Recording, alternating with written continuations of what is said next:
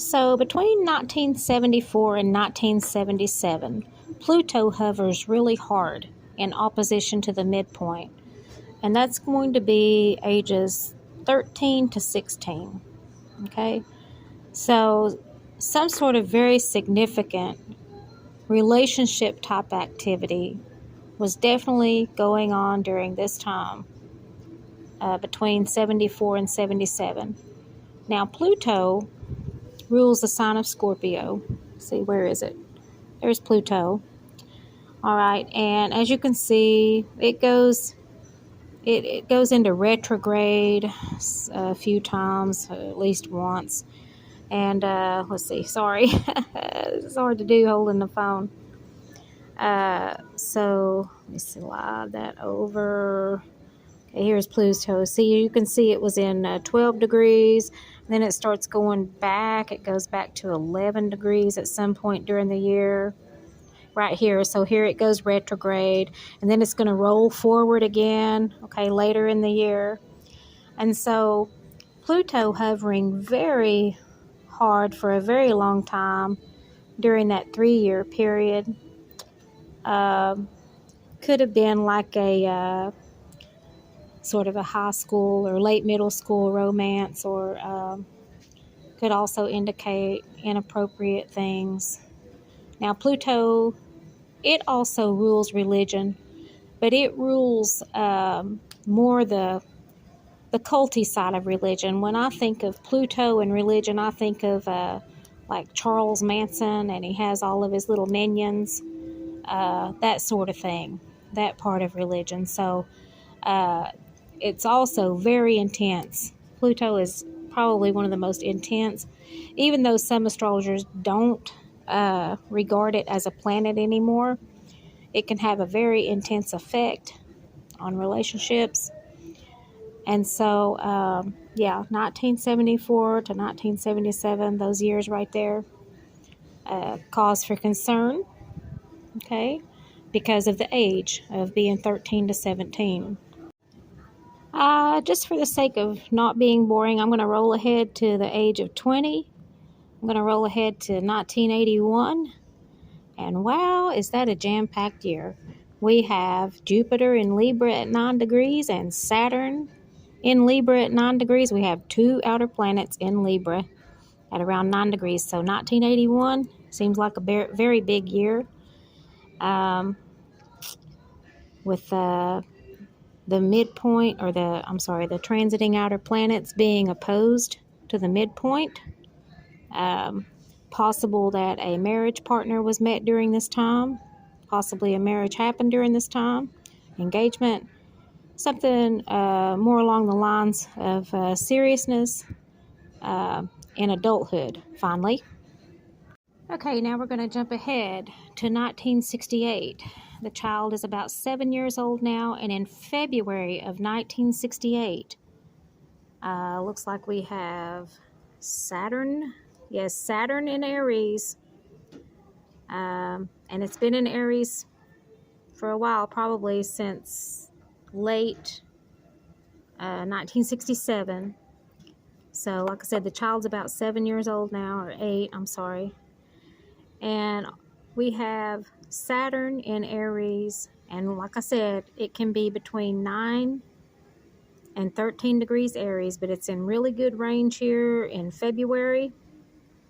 Like I said, the child is around 7 years old. Yeah, born in 61. This is 1968. So we have a midpoint contact here. It is not really at an appropriate time. The child is still way too young for relationship.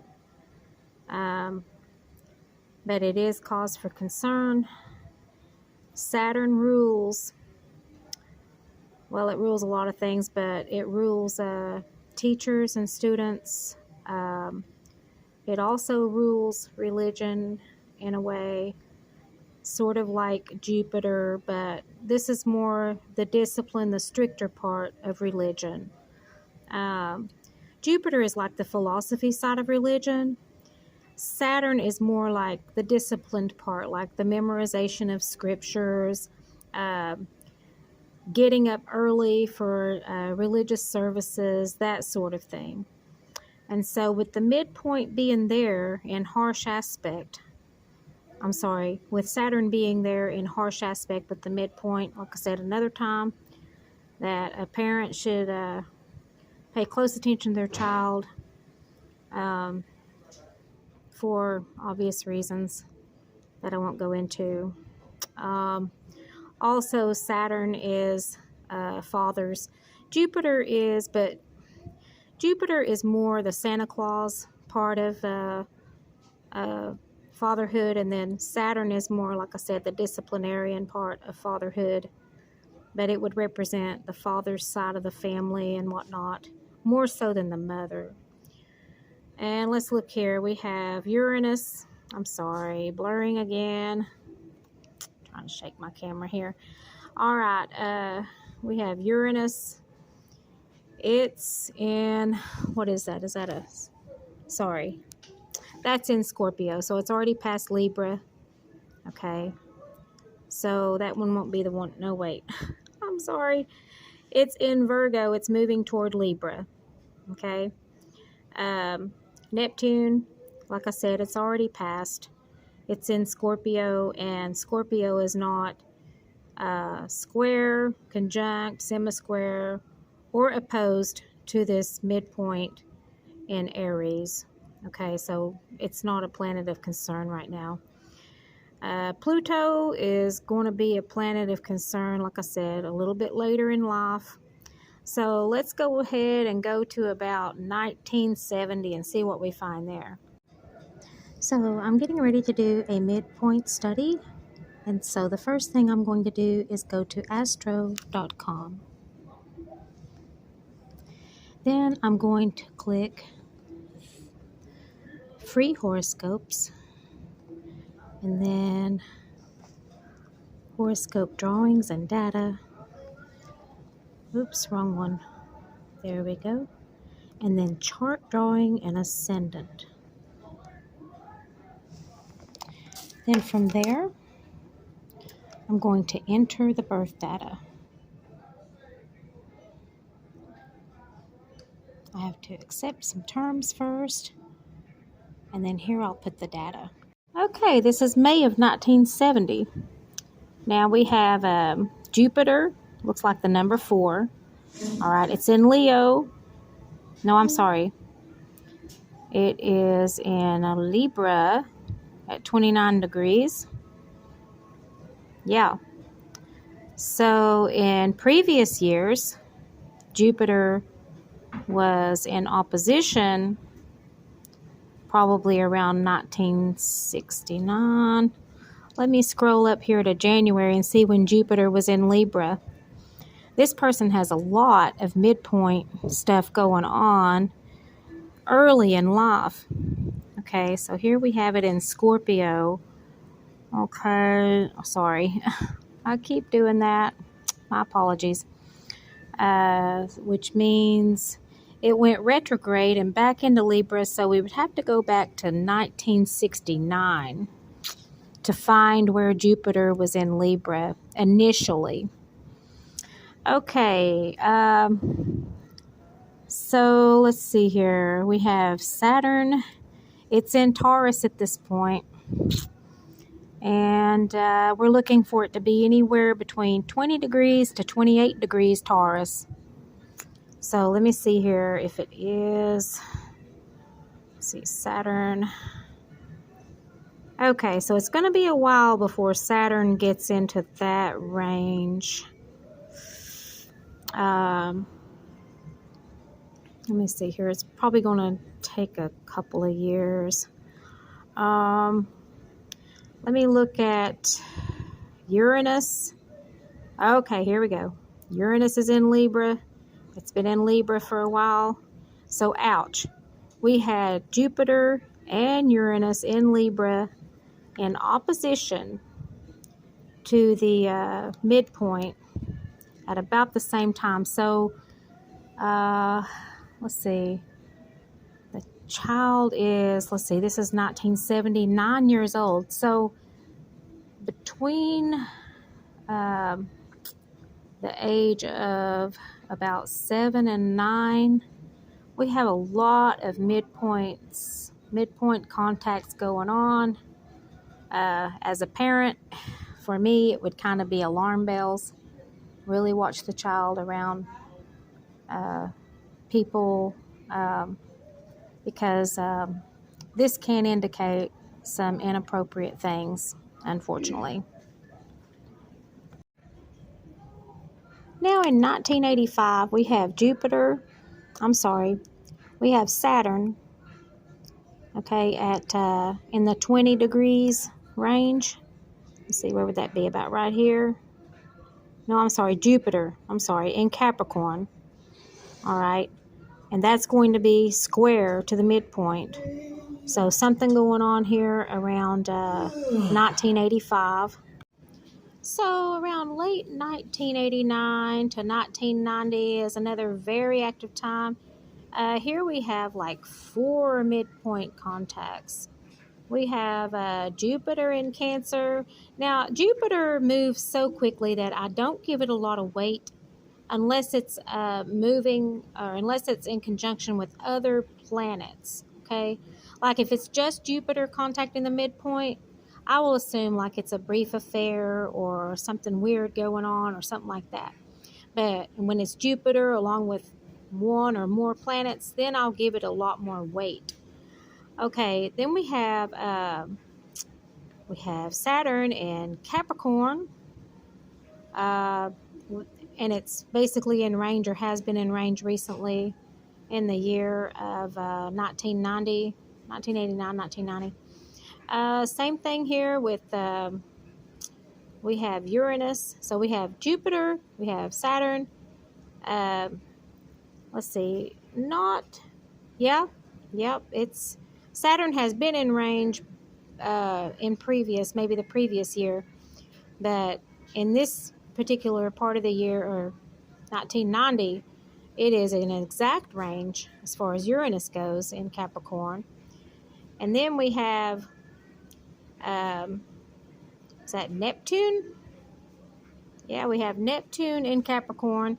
So we have 4 planets, 1989 and 1990. So something really significant happened here. Really significant. To create a relationship situation. So yeah, 1989, 1990, 1991. Those 3 years right there would have been very, very active. So here we have 1993 and 1994. We have Uranus in Capricorn. We have Neptune in Capricorn. It would have been more in 93 because it's already past the 13 degree point. But here we have Saturn in Aquarius at 27 degrees. And so, like I said, it would have been 1993 to 1994, another very active time with regards to relationships and marriage. Here it's a little bit past the point, but, you know, and Jupiter in the previous year had gone through Libra, so not, like I said, 1993 to 1994, very active. Something really went on there. So here we're looking at 1997. We have, let's see here, we have Jupiter in Aquarius. We have Saturn in Aries. We have Uranus in Aquarius, but it's not quite contacting the midpoint yet. And we have Neptune and Taurus, and it is in range. So again, we have 3 different planets in play here in the year of 1997. So 1997, very significant year for relationships, marriage, that sort of thing. Here in 2002, we have 2 midpoint contacts. We have Jupiter, which by itself I would kind of be like, meh, whatever. But it's in Aquarius and Cancer. Okay, and it's getting within range of being square of the midpoint in Aries. And we have Uranus in the 20-degree ranges of Aquarius, so that's 2 midpoint contacts there. So I'll give that one a little bit more weight. So another big relationship opportunity in the year 2002. Here in 2004, we have Jupiter in Libra in opposition to midpoint. There's no other outer planets, so I don't give this a lot of weight. It's kind of like, meh, might have been an affair or something like that. Even a breakup because, it's kind of like out with the old, in with the new kind of thing. So here in the year 2009, we have Jupiter in Aquarius, and we also have Uranus in Aquarius in the 20-something degree range, okay, which that's semi-square. We really don't have any more planets in play at that time that are contacting the midpoint. And a semi-square, it still works as far as a hard aspect, but not as much as a square or an opposition or conjunction, but it still works. And so something real significant or significant enough here in the year of 2009. And it's going to roll over into 2010 because of Saturn. It is in Virgo at this point, but it's going to move into Libra probably in 2010 or 2011. I would have to look. So 2009, another year for significant relationship.